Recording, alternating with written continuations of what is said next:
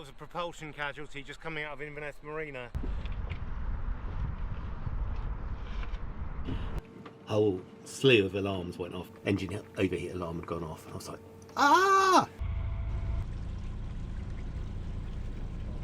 And so we begin the assault course for boats, which is Neptune's staircase. The plan for today was a gentle meander over to the fuel dock, where I was planning to have Trilleens follow the right amount of diesel and then head slowly to the sea lock for the Caledonian Canal. Things started beautifully on this bitterly cold but still day, with Trilleen gliding gracefully out of the pen in which she has sat for most of this year, and then, under perfect control, down the fairway towards the fuel dock.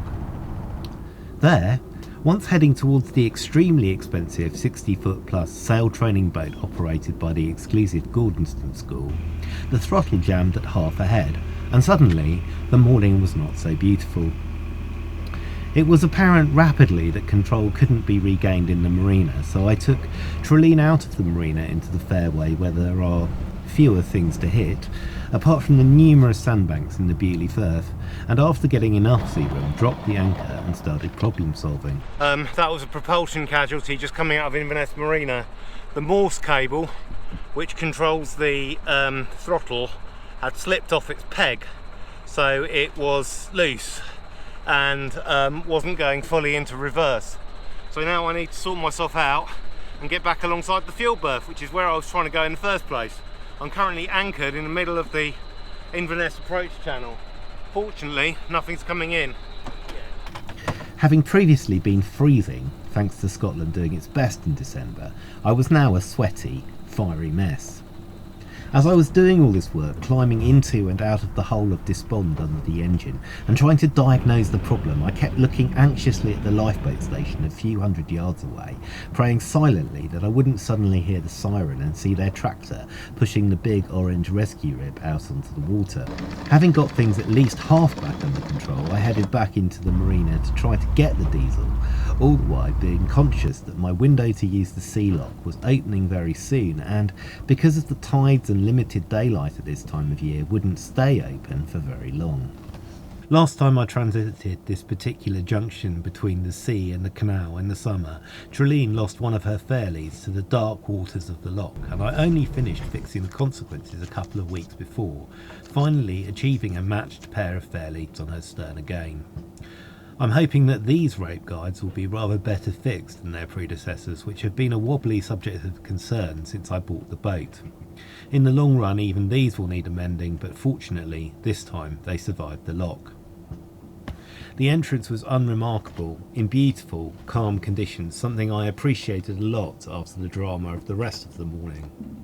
In the Caledonian Canal, you're dealing with 200-year-old technology, so there aren't any of the floating pontoons or rails which allow for boats to be locked up and down with less stress, and they can't be fitted without limiting the lock capacity unacceptably. So it's a case of remembering how to throw a line.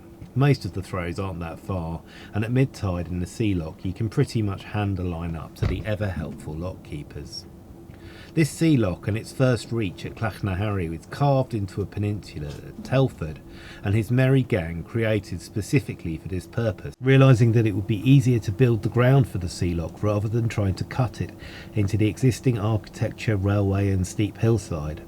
There's rarely a chance to grab breath once having passed through the sea lock, since entries are usually timed to coordinate the passage through the rail bridge and into the works lock that leads to a large basin, originally intended to form part of Inverness commercial dock, but now only holding a small craft marina.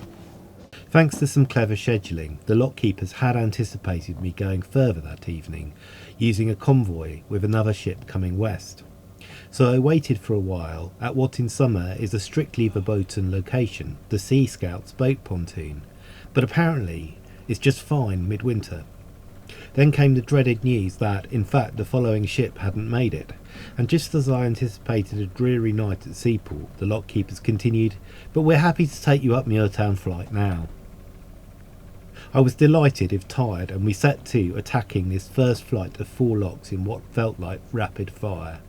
The locks at Muirtown raised the canal 32 feet, almost 10 metres into the reach which runs above the current River Ness towards Loch Ness. They were completed in 1813 and are substantially the same now as they were then, apart from the luxury of being hydraulically worked rather than driven by teams of sweating sailors at the capstans. I was sweating quite enough by the time we'd got to the second chamber. It's always a challenge when it's cold in the canal to know how much to wear. Solo locking is a both hands and full attention required operation, so there's no opportunity to change or strip a layer off. The masonry at this end of the canal is all of a really fine standard. Even deep in the locks, the stones have beautiful facing. Higher up in the canal, much of the stonework is less pretty really, and points to harder and tougher working conditions. By the time Trilleen had reached the third chamber, the sky behind us was lit in that peculiar browny orange that so often signals a big fall of snow. The clouds were blowing in from the North Sea over Keswick Bridge, and I was just starting to feel the edge of it, with freezing rain falling around me. Now I was regretting not only that I couldn't take a layer off, but also that I couldn't get a waterproof on. Finally the top gates opened, and Trilleen was free into the reach. That night I did not have far to go, just a few hundred metres to Caledonian Marine, the shipwrights who had arranged the fitting of my new mast, because there were a few things that needed fixing before I proceeded west, and they had invited me to stay the night below their masting crane. So we're shooting for Fort Augustus up Loch Ness, and as I was coming out of Loch Garra through Loch Hoy, the water was beautifully still.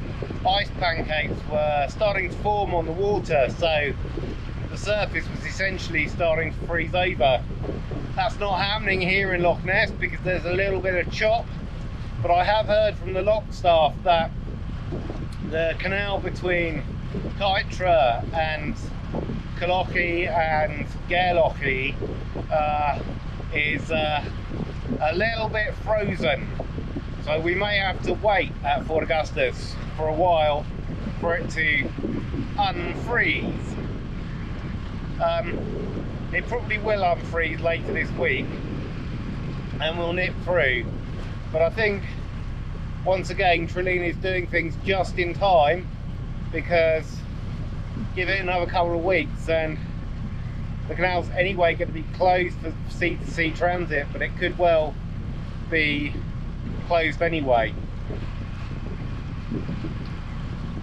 The scenery is just amazing. So all the way up from Inverness to Loch Garra, the canal was just mirror smooth, and it was just really touching to see all the dogs and their owners walking up the towpath and enjoying themselves.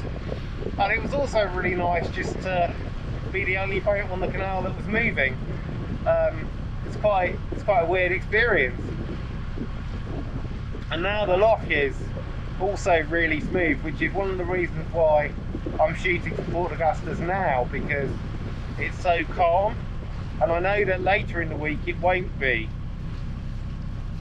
So while I had the option to stop at Loch Garra, I didn't take it, because even though I'll get into Fort Augustus in the dark, that seemed like a better option than hanging around and then bashing up through a snowstorm.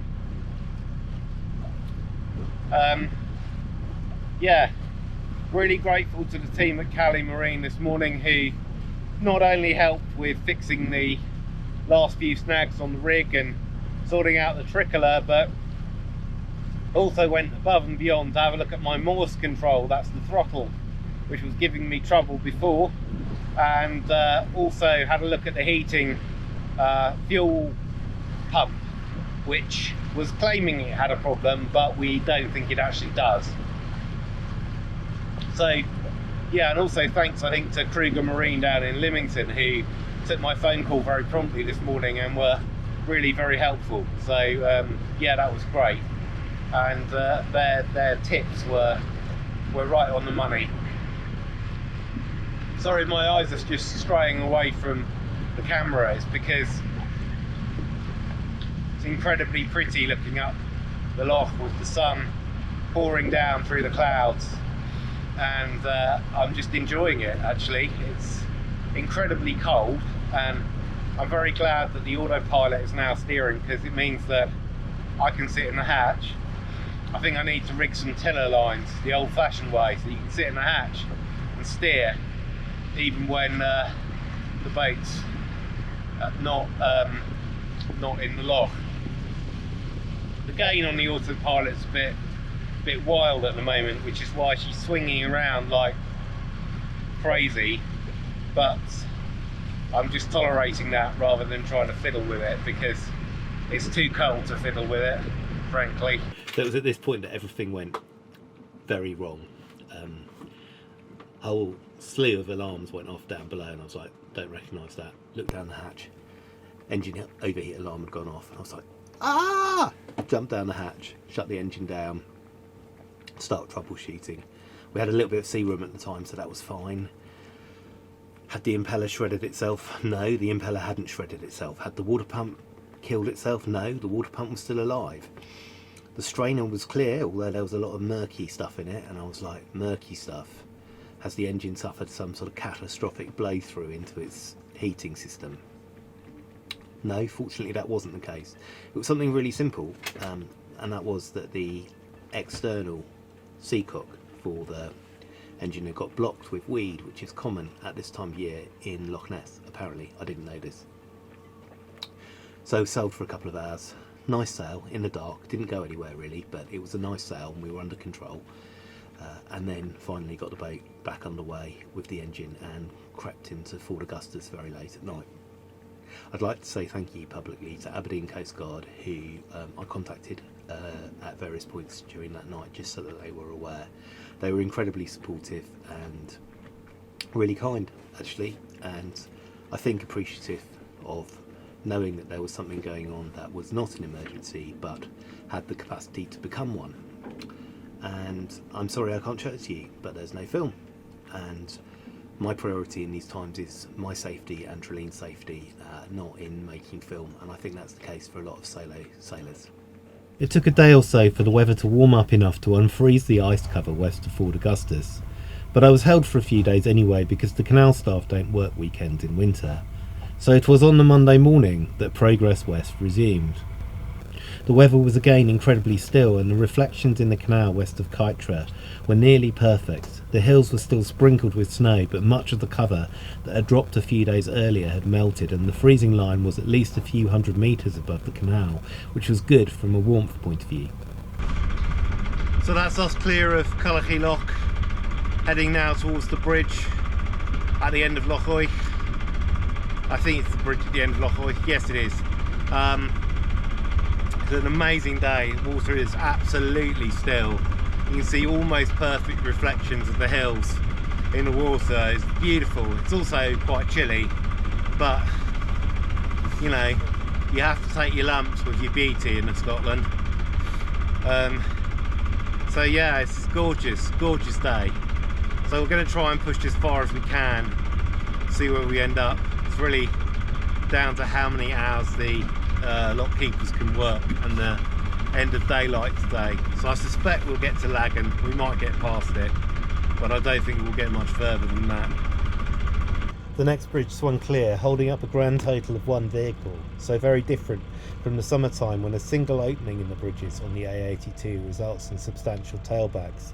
And then Trilleen and I were into Lagan Avenue, the highest part of the canal system, and the last part before the great downhill slide to the sea begins through Loch Lochy towards Gairlochie. Loch Lochy too was incredibly pretty, sublime really, and I was the only boat moving, which somehow made it even more special.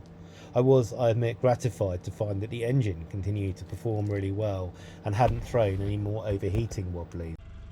I've been incredibly lucky with the weather today. This was not really quite what was forecast. It was forecast to be a lot less pleasant.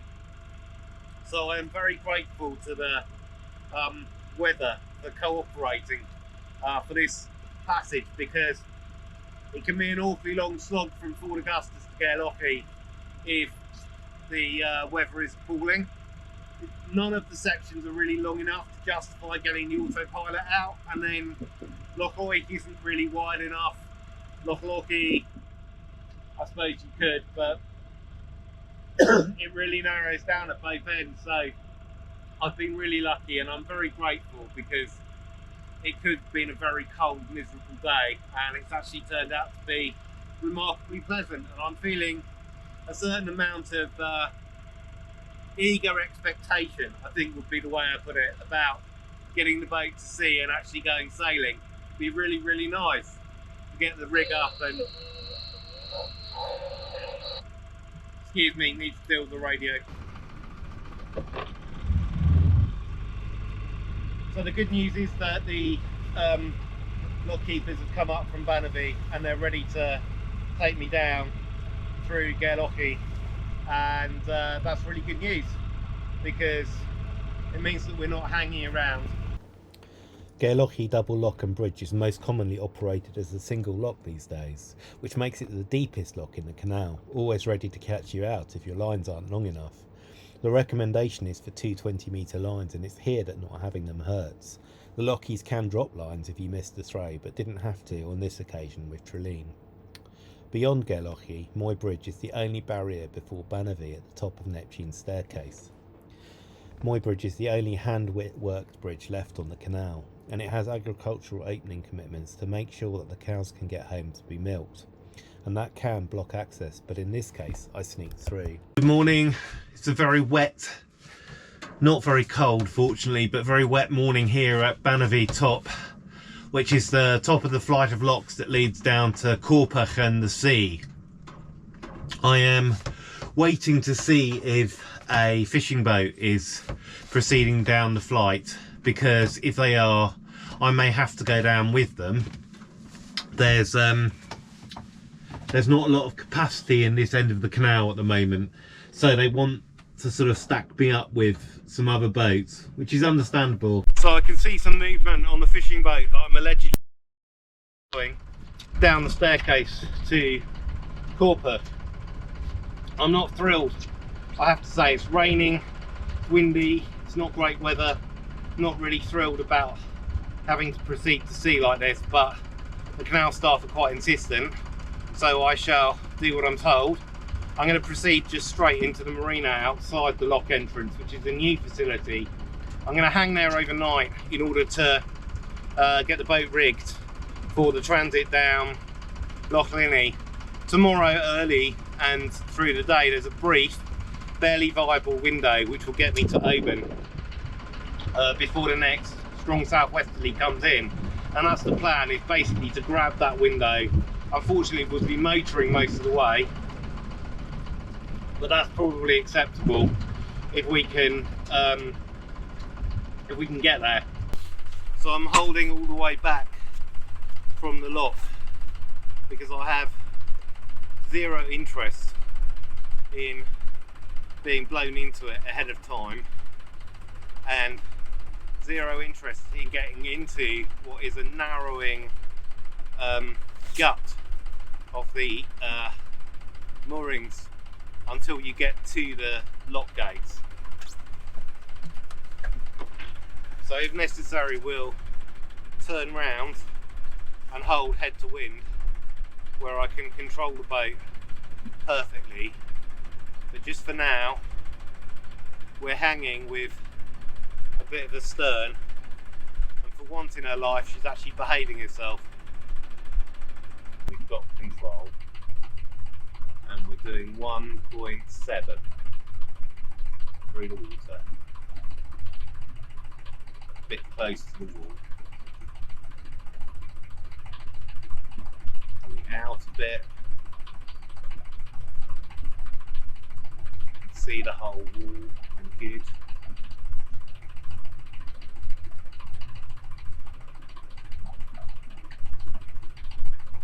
Still a bit close to the wall, coming out of touch. It's going quite fast actually. It's faster than I would like.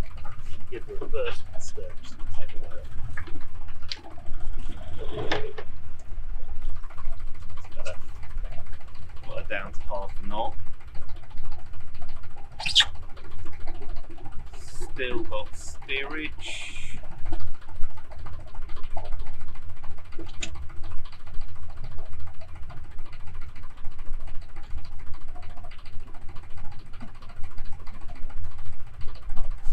stern line, obviously. And so we begin the assault course for boats, which is Neptune's staircase. I don't really know how to convey quite how unpleasant it is. You just do the same thing again and again and again and again until it feels like you'll reach the centre of the earth. So Neptune's staircase connects Banavie Top to Cal at the bottom, which is the village, and Fort William, which lies about a mile and a half away down the road on our left as we're looking at the picture. It's really difficult to convey quite how exhausting this trip can be, especially for me, I think, but I'm pretty sure for all boats involved. So what I thought I'd do was speed up all the locks that I managed to record and just run them one after another, and we'll talk a little bit about the process as we go along. So Fort William gets its name because it was garrisoned during the Highland rebellions. And all that inglorious history when so much of Highland culture was destroyed, and the town remains a certain feel to it that is not the most propitious, let's say. I'm very pleased that there's a waterfront regeneration trust company in Fort William that is working to bring more cruise ships into the town, and also perhaps to extend yacht mooring at the waterfront, which there hasn't been up to this point. I think there is now a couple of berths, which is fantastic.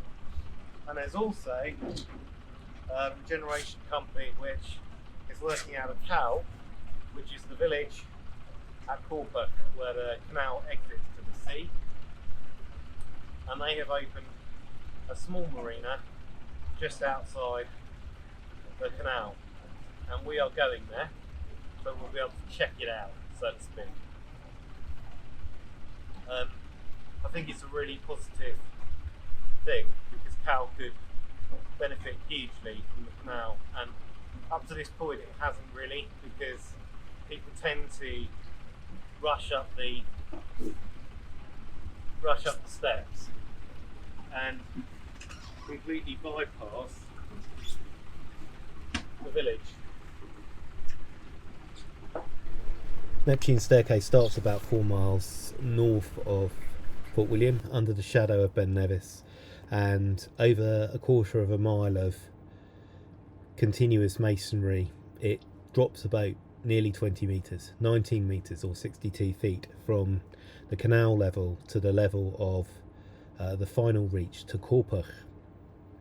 And this was constructed between 1802 and 1822 by Thomas Telford and his engineers. There are 8 chambers in the staircase, followed by a rail bridge and a road bridge which run parallel and which pose some interesting scheduling problems for the canal as they try to coordinate road and rail access and also provide the required amount of shipping movement while all the time staying within their working hours and daylight. The masonry at this end of the canal is markedly less good quality than it is at the eastern terminus, and as you drop down through the staircase the walls are really quite gnarly in places and are a bit notorious for taking chunks out of unwary yachts. So I'm trying very hard at this point to keep the boat parallel to the walls. There's also some problems with flow going through the locks at times, so one of the ways that I control that is to use one line at a time essentially, and then use the prop to drive the boat in or out from the wall. In this case the situation was a little bit more complicated because the scallop trawler ahead of me, Queensbury from Port Ellen, was kicking her prop as well, and she had a really big prop, as all trawlers do, and it was throwing my bow around an awful lot, as you can see.